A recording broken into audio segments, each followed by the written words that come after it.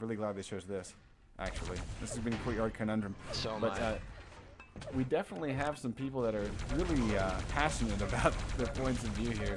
You know, people are trying to say that, you know, IXD doesn't need any EGE to, you know, be awesome. I agree. I think everyone in IXD is fantastic, but why are you adding people to your roster the day of if you're so awesome? I'm asking that objectively. You know what I mean?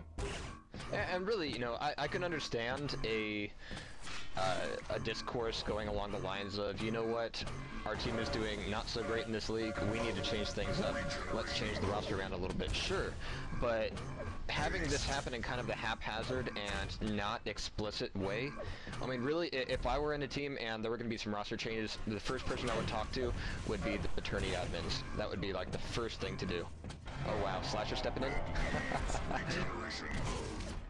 See, we can all be IXD.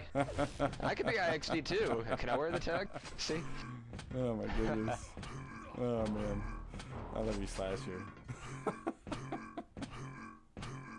Alright, let's get a little bit serious here, and because we do have, it looks like the rosters have been decided. We do have a substitution. Neutris is in.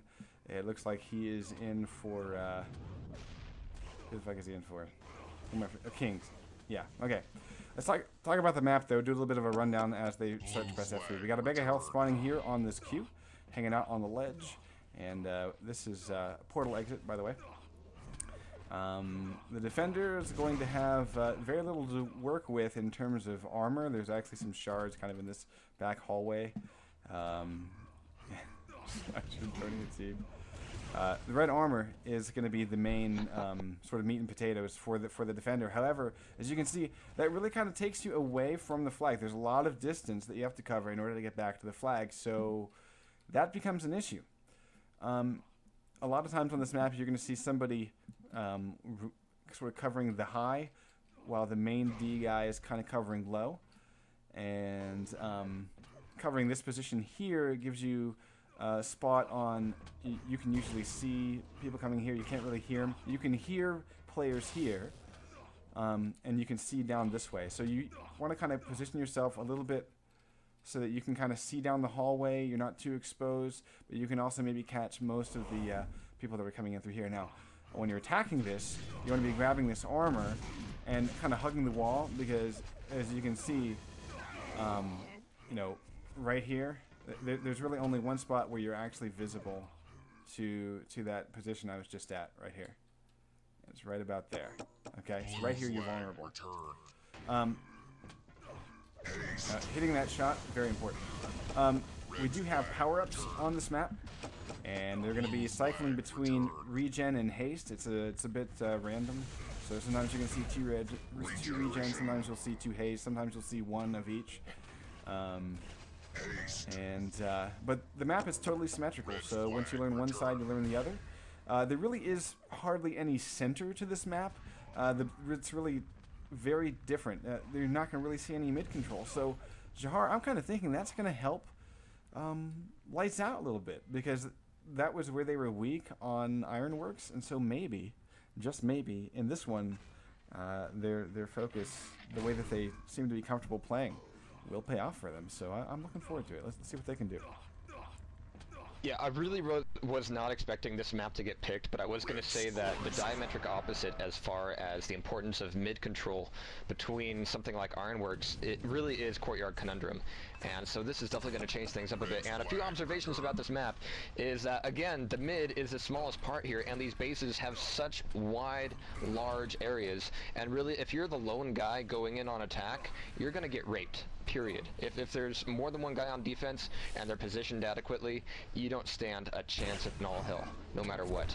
And another thing is the little room back in the corner of each red base that is secluded, that has a bit of a choke point to get to, has a grenade launcher, and has the red armor, and it has a teleporter to the Mega Health. So on on a grab situation, the cappers are going to really be turtling up in those areas. But then again, that teleporter leading to the complete opposite end of the base that is your opportunity to set up your ambush and make it multi-pronged. So teamwork is a must on this map, and that's why I love it.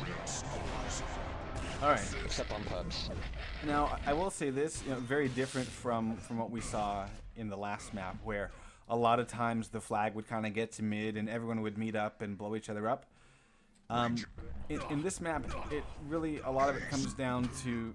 Jesus Christ, stop picking up power-ups. Bastards. Okay, there we go. Disabled my thing. Wow, I see. A lot of it comes down to whether or not you can get to... Honestly, whether or not you can get to this point and turn this corner out there, or whether or not you can get to, I would say, maybe this point and turn this corner, exiting the base. Okay? The reason why is, and strangely enough, you really don't see enough people leaving the base through this exit. But part of that is because, well, quite frankly,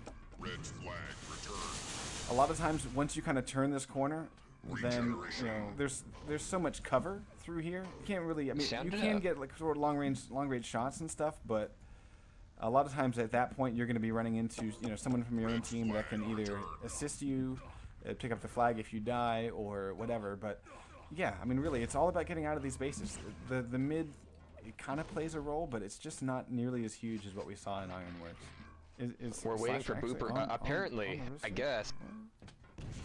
Maybe he's just doing it for the lulz. What? Alright, can we get a yay or nay from Q-Ball? He is on the roster. I'm looking at it. The total roster for IXD is Kings, Booper Dupe, Despair, Jumping Jim, Neutra, and Slasher. Hey, you know what though? I fucking love Slasher. So let's. I do too. Let's watch him out of the gate. All right, he's gonna be leaving that red armor for the defense.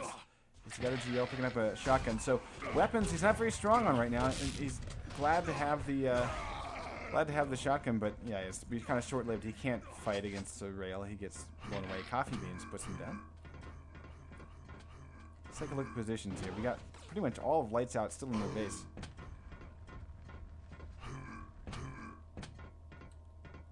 Well, there's a bit of setup there. You do want to have people cycle through, make sure they have an RL. You're going to have your main offense guy right at the beginning going for the red armor, and then it's these items that really shake things up. This is what it comes down to. Booper Doop with the haste, so really now he's just Booper Doop, and we're going to be doing that faster and faster as he gets rail after rail here. Number 3 is going to take down Fear. He's got the flag. RJ out of there is not going to be so good. He lost some of his momentum, but he's turned the corner.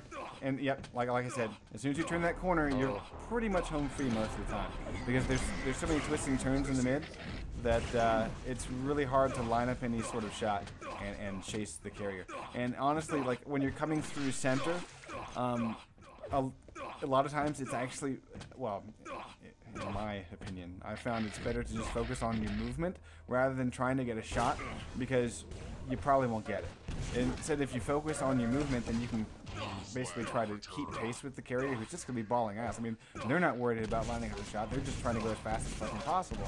So if you do the same thing, then you have a chance once they hit that final long stretch to kill them.